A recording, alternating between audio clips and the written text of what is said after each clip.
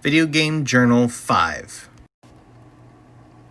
In September 1993, Myst was released, and it would revolutionize the puzzle game genre. Robin and Rand Miller were two brothers that were taking time off from college and working as a computer programmer at a bank, respectively. Rand would approach his brother about creating video games using HyperCard, a development kit for Macintosh. They would combine their experience from playing Dungeons & Dragons and their parents' computer to create their first games. These games would be very rudimentary and designed for children. These games had black and white graphics and a first-person perspective. They were point-and-click adventures and were set in explorable worlds. Those last three would be carried over into Myst. These games were The Manhole, Cosmic Osmo, and Spelunks. After these games, the brothers wanted to create a deeper and more adult-oriented game, so they put together a proposal for a game they called The Grey Summons, and pitched their idea to Activision, who told them they needed to stick to making kid games. Then, a Japanese developer called Sunsoft approached them. They wanted to make their game. Now, the brothers had backing. They wanted to improve on the previous game by improving the graphics immensely, and creating a more adult storyline with believable characters and an ethical choice. The team that the Millers gathered for this project was, themselves of course, sound designer Chris Brandcamp, 3D artist and animators Chuck Carter, Richard Watson, Bonnie McDowell, and Ryan Miller. Their company would be called Cyan Incorporated. Myst would take place on Myst Island, and the player would solve puzzles to unlock the keys to different levels, or as they were called, ages. These keys were books called linking books. Once in these worlds, the player will be challenged with more puzzles with specific gimmicks for each one. These ages were called Stone Ship, Channel Wood, Mechanical, and Celentic. The goal is to gather either red or blue pages for the books to free either Cirrus or Aknar. They are the sons of Atris, who was the one who wrote these ages into existence and created the linking books. Both claim that the other is evil and that they need the player to collect the pages of their book and free them. And this is more information than the actual game gives, kind of. All of it is in there, but the player has to put this together by reading notes in books that are scattered around the island and told by environmental clues. The Millers wanted the story of the game to be told through the game's environmental puzzles or stumbled upon. For example, in the library you can find a book telling you the story of the discovery and early adventures in Channelwood by Atris and his sons. When you go there, you see what the book was describing, but there are no other people.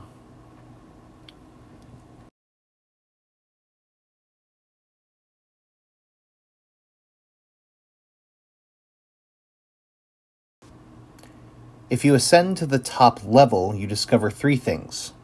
The first is a room with two entrances, and if you enter one of the doors, it triggers some sort of hologram, usually of what appears to be Aknar. Here it's showing the message that his brother Sirius recorded over one of his. You can't hear it, but the language that Aknar was speaking in his recordings is actually the language of the tree people, so it can't be understood by the player.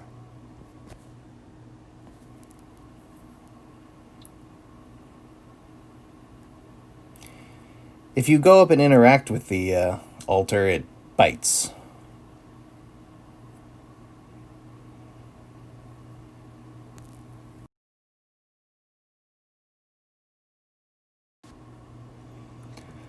The second place is this fairly shabby room that has one of the pages in it.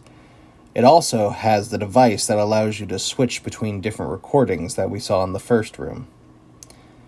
Like I said, the one that was shown was Sirius taunting his brother after recording over one of them.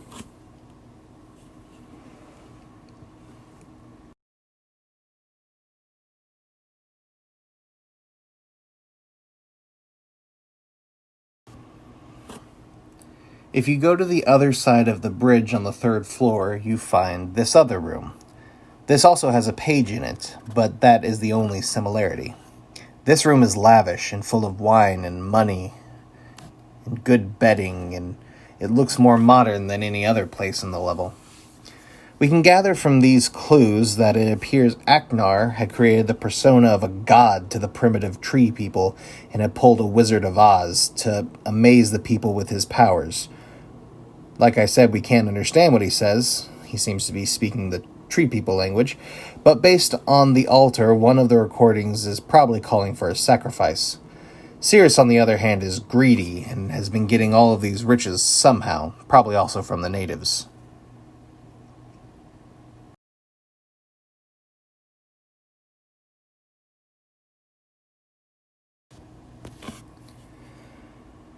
These suspicions are further developed by the brothers' secret room in Mechanical.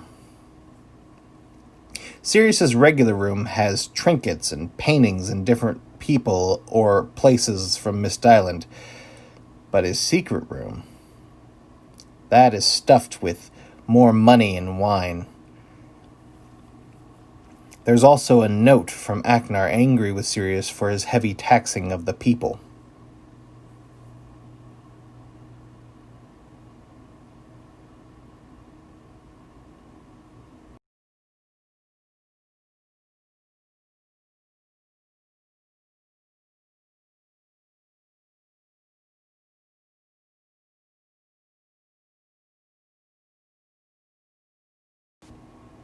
Aknar's room is far more disturbing.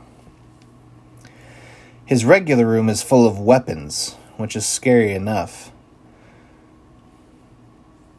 But if we look at his secret room, it is a literal torture chamber,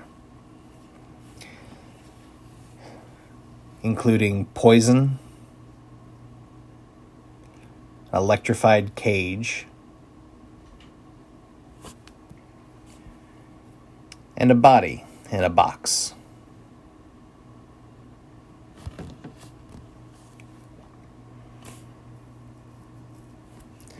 I love this type of storytelling.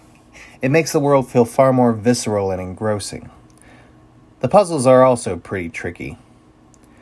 The Millers wanted to have puzzles that could be figured out mostly by paying attention to the world.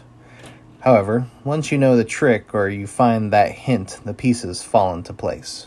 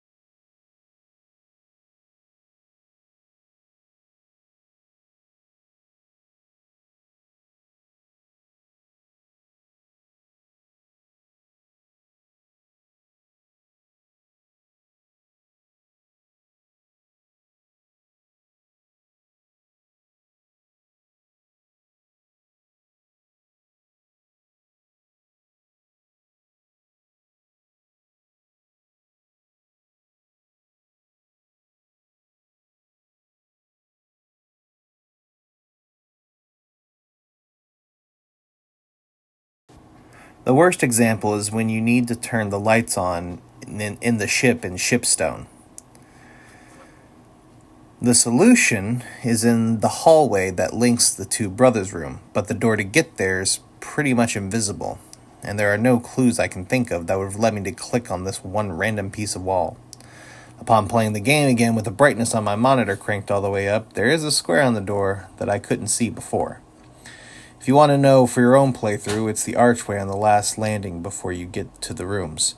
Either the left or right wall, depending on which side you are on.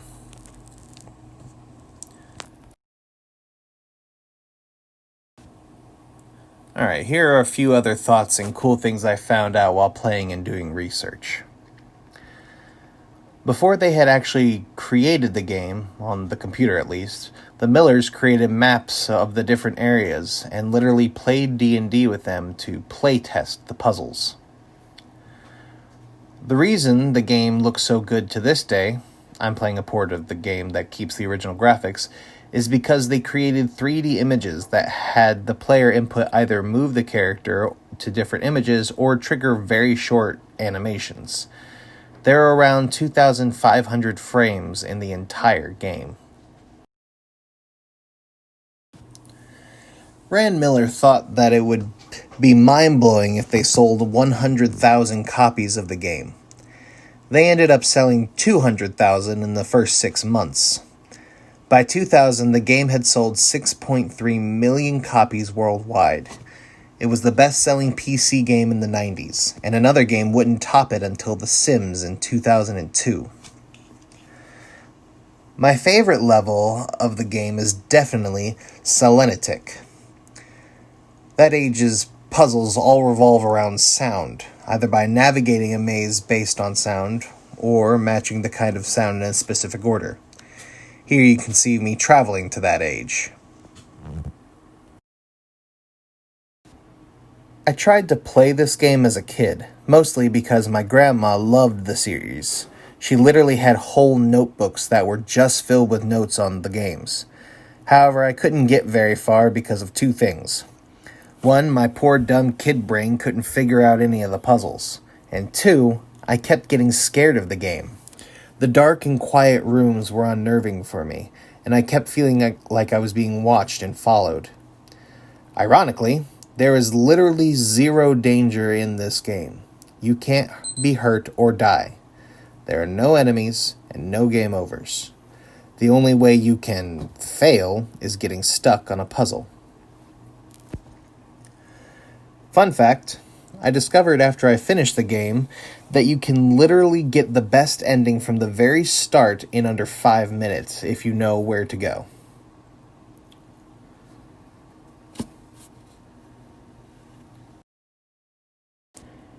As far as the game's effect on the history of games, it's sadly kind of underrated in my opinion. The point-and-click genre of games has all but died in the industry. Although it sold extremely well and got 4 more sequels, not many people know the game anymore. We do still see some of its mechanics used recently. From Software uses nonverbal storytelling liberally in Demon's Souls, the Dark Souls trilogy, and in Bloodborne, with the last one being the best at it in my opinion. I'm sad that the point-and-click genre has kind of disappeared as of late, but I will treasure the Myst series because of what it is and how it makes me feel closer to my grandma. Thank you for watching this week's journal.